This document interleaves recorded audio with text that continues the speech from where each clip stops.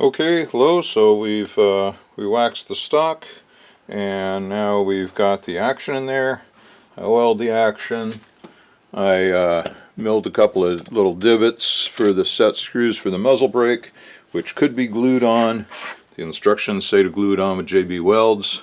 I think for such a light cocking gun, that's not necessary. It's a nice snug fit. Blue thread locker on the set screws into a couple little divots, which probably weren't really big enough, but they provide an extra little rough spot for the set screws to dig into. After I did it, I kind of did wish I was a little more aggressive about the size of the divots that I made. I guess if it's ever an issue, it'd be easy enough to open it up with the point of a drill bit, just to make a little wider, tiny, shallower, but wider crater. And I don't think it's an issue. I think it's just fine. Blue Loctited it on. It's a nice snug fit. I had to machine up, not really machine, but grind down, cut down a set screw to fit this custom length that we needed. And turns out my pocket for it is, well, it's not the nth degree of perfection. Maybe you can see, but it's pretty good. And I didn't think that it was worth trying to recut the hole. I know why it ended up not being perfect. I had to open up the hole a little bit. It wasn't perfectly lined up. These darn metric screws. When I bedded it, I had used a screw that wasn't quite the right size. Went in the hole, felt like it was good, but then when I went to assemble the gun just now, I'm like, oh, that wasn't quite the right size. So with the right size in there, it ended up being just slightly off center, but I'm not going to trip about it. I think it's fine. And so let's see, now we're about filling in the front sight holes. You can see I kind of got started on it. I'm going to use a pair of air defenders here on the buttstock to hold the gun up. So what I'm going to do for this is black crayon. Made a trip over there to Walmart for $1. I got a bunch of colors I'll never use in order to get one black one. Because after this is the first time I've used it since I moved to the new shop, and I'm sure I've had many of these over the years. Don't know where they are. So I chipped the point off and dropped it in the hole and kind of heated it up a little bit to sort of do a little warm-up practice on this. But basically we're going to heat it up with lighter and melt the wax down into these holes and leave it proud over the top, and then slice it off with a fresh razor blade, brand new fresh razor blade, so we don't risk cutting the steel. And yeah, I haven't done this in a long time, so I may futz around here for a minute and try a couple of different variations on the theme, but I think basically you get the concept, so I'm just going to set about doing it. Let's see, let's just try melting it in there first.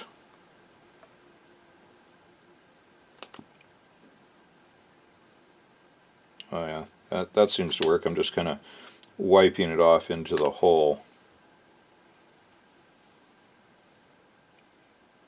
And then I got a plastic squeegee here to try to squish it in there.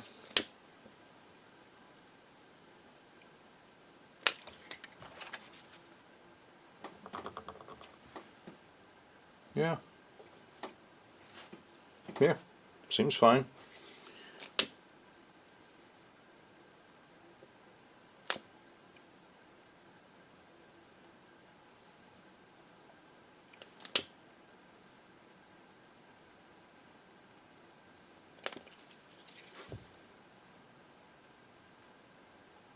I took the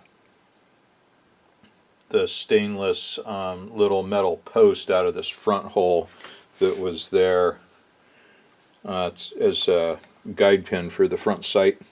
I pulled that out with a small pair of vice grips.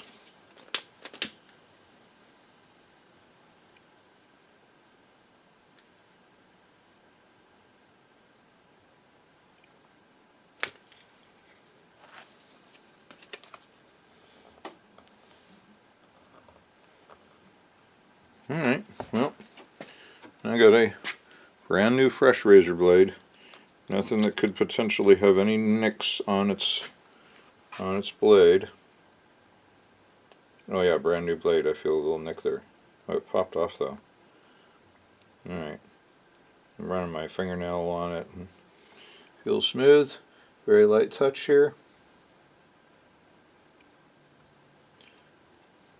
Alright, so I think I should soften it before I slice it, because it kind of chipped out of there and didn't come out flush. So I think I'll just let that cool for a minute, and when it's still soft I'll slice it. Okay, let's see how this does.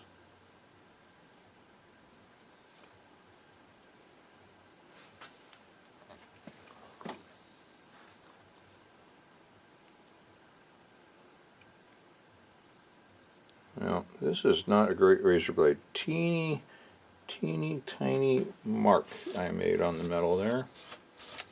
Darn it. Nothing I can't deal with, but let me just stroke this razor blade.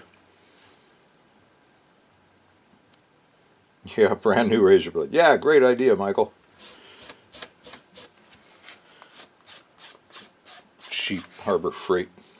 I keep saying that the those inexpensive companies in the Far East that Harbor Freight gets their materials from, they must have themselves a big belly laugh in their board meetings about how they're sticking it to Americans with underpriced, yes, not overpriced, underpriced, but cheap crap.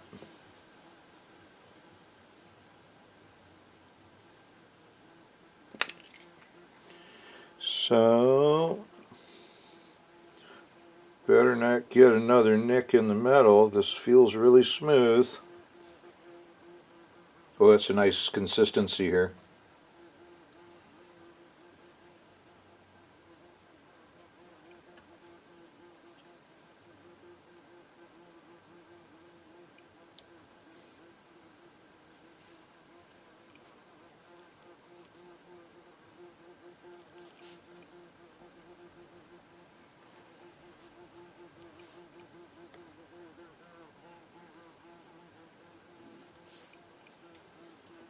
It's kind of futzy, trying to get a really nice appearance out of it,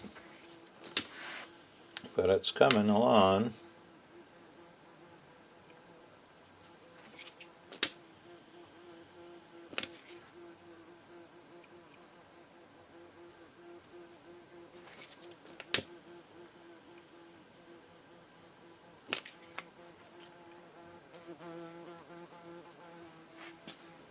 Well, can you guys hear that big bottle fly in here?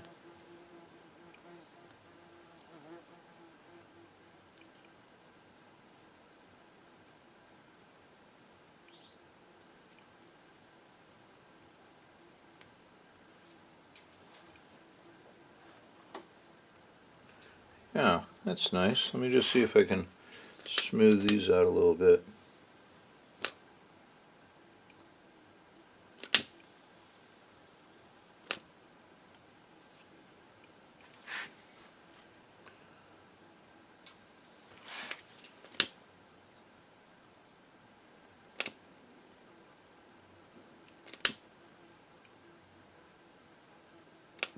I haven't done this in a long time. I'm sure if I did 3 or 4 of them I'd increase in my skill with it and have nicer results, but looks okay.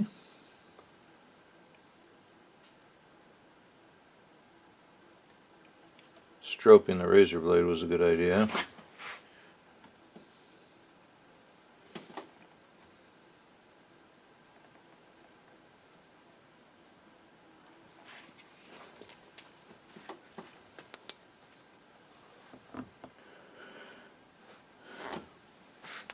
Well, I'm pretty happy.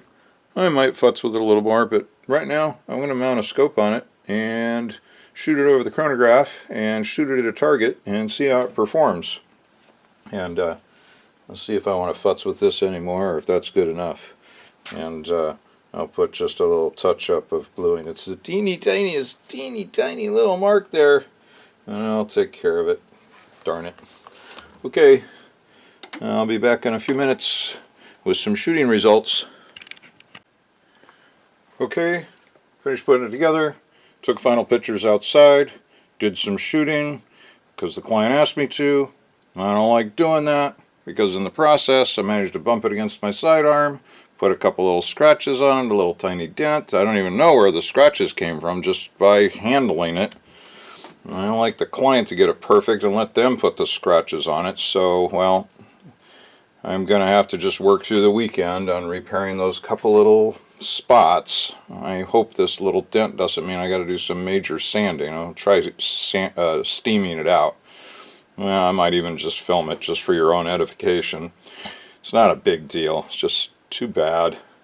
Anyway, performance-wise, looks great. So, shot Crosman's Premiers, 7.9 grain, did 6.49 foot-pounds of energy. Yeah, this is a low-power gun. It is what it is. It's cool. 6.49, but the Barracuda Green at 6.48 grain did 6.65 foot-pounds of energy. That's what I always find with the Barracuda Green. They're a little more efficient than lead pellets, I think because they're slipperier, if that's a word. There's less stiction going down the barrel, maybe. And so the difference in velocity is the Crosman Premiers were doing 608, and the Barracuda Green did 680 feet per second. That's where I would want to shoot this gun.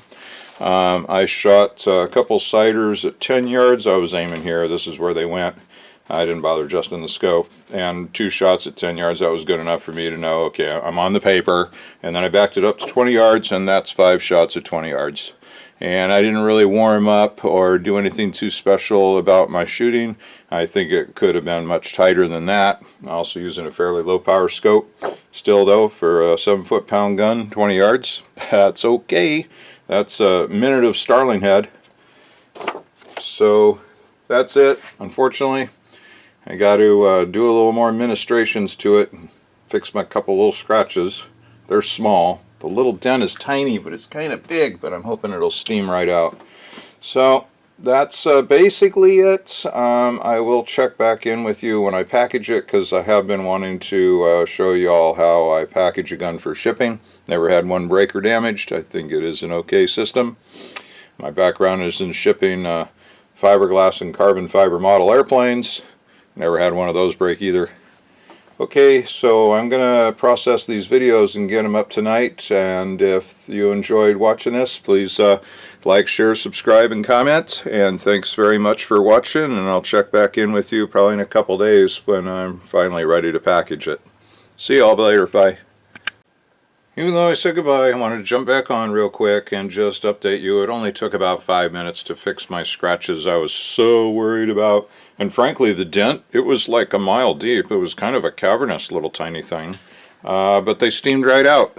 Heated up a scrap piece of, ooh, pliers are a little warm. Heated up the end of a scrap piece of aluminum for its nice edge and the little corner there, and a little piece of folded paper towel soaked in water and placed over the dent. Psst! Steamed it right out. Did the same thing with the two little scratches. They steamed right out. A little bit of 500 grit to smooth it, and then a couple wipes of oil. And frankly, tomorrow I'm going to be on a webinar. I'll probably do half a dozen wipes of oil on these 2 spots until the sheen matches everywhere else. Hit those 2 areas with a little bit of rubbing compound, re-wax it, and get it packaged before I even look at it again. But it really exemplifies the beauty of a hand-rubbed oil finish. Because scratches like that, they were so easy to deal with. They literally took 5 minutes.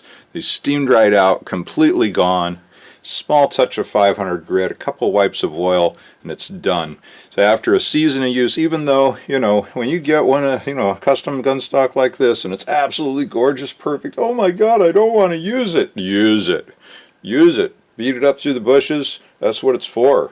It's a tool. I want to send it out in its best possible configure, situate, or, the best it can be.